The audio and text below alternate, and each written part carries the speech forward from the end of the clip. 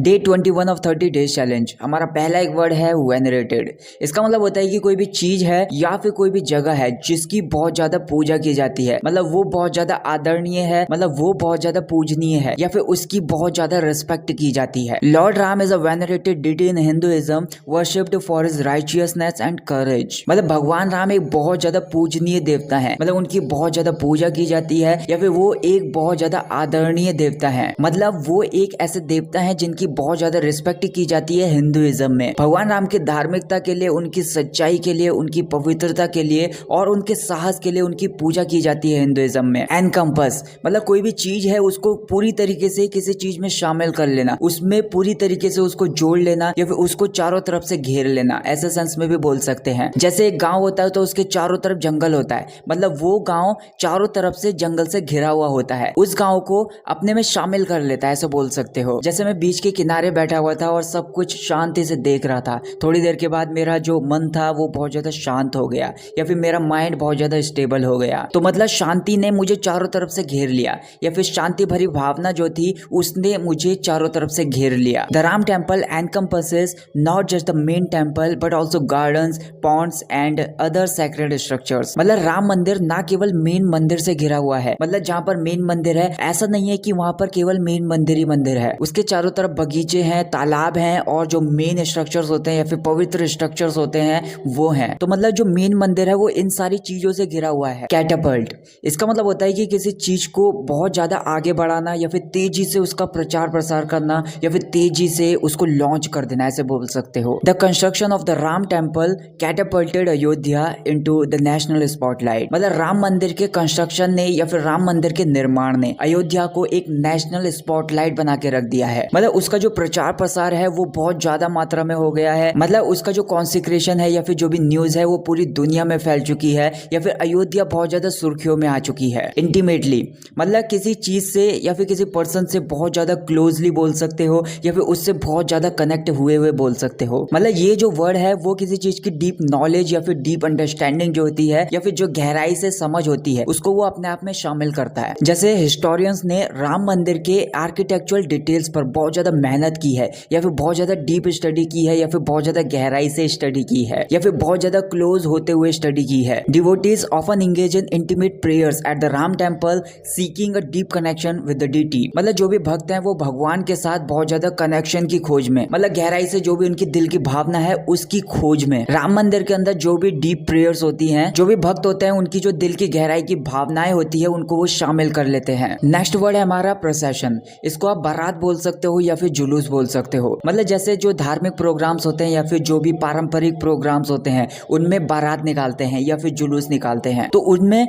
लोग व्यवस्था बनाते हुए एक लाइन में चलते हैं या फिर एक क्रम में चलते हैं, तो उसको जुलूस बोला जाता है या फिर एक शोभा यात्रा बोला जाता है। A grand procession of priest and devotees carried the lord Ram idol into the temple sanctum. यहाँ पर एक वर्ड है सैंक्टम। इसका मतलब मैंने आपको बताया था, मतलब एक पवित्र स्थान होता है, स्पेशली किसी मंदिर के अंदर का जो भाग होता है उसको सैंक्टम बोल सकते हो या फिर कोई भी तीर्थ स्थल है उसके अंदर का जो पवित्र भाग होता है उसको, अंदर का जो भाग होता है उसको सैंक्टम बोलते हैं। तो यहाँ पर इस लाइन का मतलब ये होगा कि एक जुलूस या फिर एक शोभा यात्रा जिसमें पुजारी थे और जो भी भक्तजन थे वो सारे के सारे थे, ऐसा जुलूस या फिर ऐसी शोभा यात्रा भगवान श्री राम की जो मूर्ति थी उसको मंदिर के अंदर ले गया। यूफोरिया मतलब एक ऐसी फीलिंग जो बहुत ज्यादा खुशी से भरी हुई होती है या फिर बहुत ज्यादा एक्साइटमेंट से भरी हुई होती है। हद से ज्यादा खुशी से भरी हुई भावना को आप यूफोरिया बोल सकते हो। जैसे कंपटीशन को जीतने के बाद और उसकी जो भी ड्रीम जॉब थी उसको मिलने के बाद उसके अंदर जो खुशी वाली भावना थी या फिर बहुत ज्यादा उत्साह से भरी भावना थी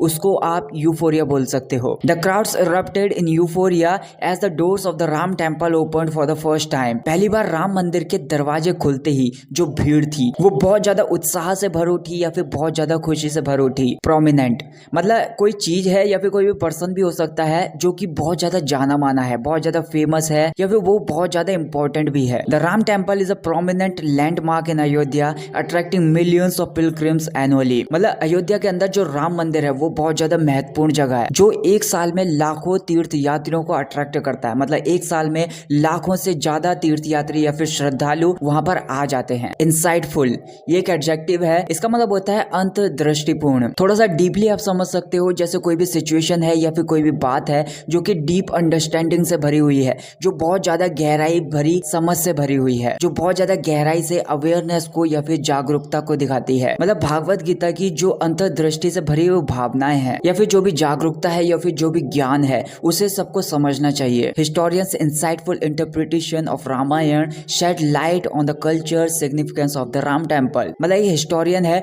उसने जिस तरीके से रामायण की व्याख्या की या फिर उसने जिस तरीके से रामायण का बखान किया, ये व्याख्या बहुत ज्यादा ज्ञान से भरी हुई थी या फिर बहुत ज्यादा जागरूकता से भरी हुई थी। इसने राम मंदिर के सांस्कृतिक महत्व पर प्रकाश डाल दिया। मतलब ये जो व्याख्या है वो संस्कृति से भरे जो भी पॉइंट्स हैं उसको बहुत अच्छे से कवर करती है, फिर बहुत अच्छे से समझाती है। एंड अप ये एक फ्रेजल वर्ब है, मतलब किसी स्पेसिफिक जगह पर पहुंच जाना या फिर किसी स्पेसिफिक सिचुएशन पर पहुंच जाना जिसकी आपने पहले से कोई भी प्लानिंग नहीं की थी, जो कि पूरी तरीके से अनएक्सपेक्टेड है। Many people are planning to end up at Ayodhya on 22 January. मतलब कई लोग 22 जनवरी को अयोध्या में पहुंचने का प्लान बना रहे हैं, मतलब उनकी योजना अभी बनाई जा रही है। मतलब बहुत सारे लोग अभी 22 तारीख को अयोध्या पहुंचेंगे और कितने अभी तक पहुंच भी चुके हैं। मेटिकुलस मतलब कोई भी काम है जो कि पूरी अच्छी तरीके से किया गया है, मतलब उस पर बहुत ज्यादा ध्यान देते हुए किया गया है या फिर बहुत ज्यादा देखभाल के साथ किया गया है। The priest perform daily puja with meticulous attention to each step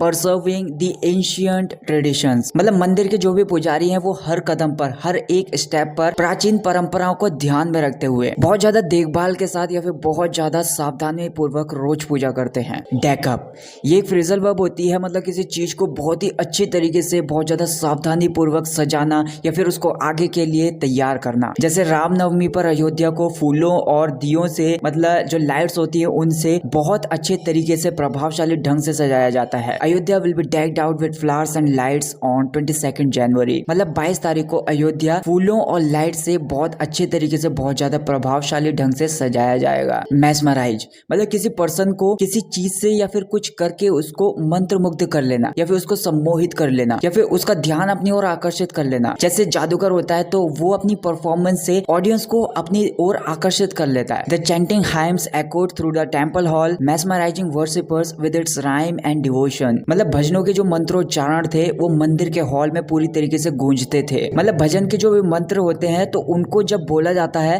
तो वो जब बोलते थे तो उस टाइम पर वो पूरे मंदिर के हॉल में गूंजते थे और उस हॉल में जो भी पूजा करने वाले लोग थे उनको अपनी लय से और भक्ति से मंत्रमुग्ध कर लेता था। ब्रेथ टेकिंग मतलब आश्चर्यजनक रूप से बहुत ज्यादा सुंदर, बहुत ज्यादा प्रभावशाली, मतलब जिसको देखकर सांस ही रुक जाए कि इतना ज्यादा सुंदर है। The first glimpse of Ram temple at dawn bathed in golden light was breathtaking। मतलब सुबह सवेरे जब सूरज की रोशनी आती है उस टाइम पर राम मंदिर एक गोल्डन लाइट से नहाए हुए, जब सूरज की पहली किरण राम मंदिर पर पड़ती है तो उस राम मंदिर की पहली झलक बहुत ज्यादा मनमोहक थी या फिर बहुत ज्यादा आश्चर्यजनक रूप से प्रभावशाली ढंग से बहुत ज्यादा सुंदर थी। So that's it guys for this video. मैं आपके कंफ्यूजिंग वर्ड्स जानना चाहूंगा जिनके ऊपर भी आपको डाउट है, मैं उन सारे वर्ड्स को अपनी वीडियोस में लेकर आपके डाउट्स को क्लियर करने की अपनी पूरी कोशिश करूंगा। और अगर ये वीडियो पसंद आई तो वीडियो को लाइक कर देना, चैनल को सब्सक्राइब कर लेना। Thank you so much for watching this video.